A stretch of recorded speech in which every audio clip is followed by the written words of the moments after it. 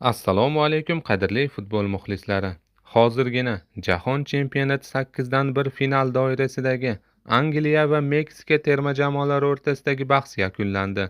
Keskin kurashlarga boy o'tgan bahsda 3-2 hisobida inglizlarning qo'li baland keldi. Uchrashuvning dastlabki daqiqalari har ikkala terma jamoa ham ehtiyotkorlik bilan o'tkazdi.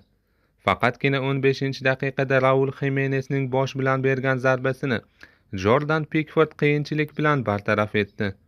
36-daqiqaga kelib Bukayo Sakaning uzatmasini boshi bilan aniq ijro etgan Jud Bellingham hisobni ochdi.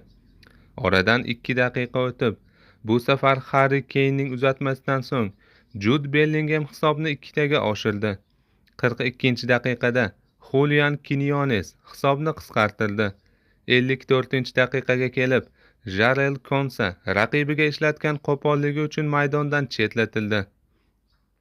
58-daqiqada Meksika darvozaboni Raul Rangel Entoni Gordonni yiqitgani uchun penalti belgilandi.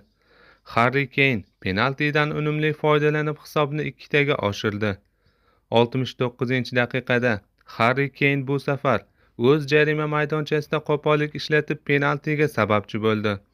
Raul Jimenez imkoniyatdan unumli foydalanib hisobni qisqartirdi. Uchrashuv yakuniga qadar Meksikaning hisobni tenglashtirishga bo'lgan urinishlar besamar ketdi va 3-2 hisobi o'zgarishsiz qoldi. Angliya chorak finalda Braziliyani mag'lub etgan Norvegiyaga qarshi o'ynaydi.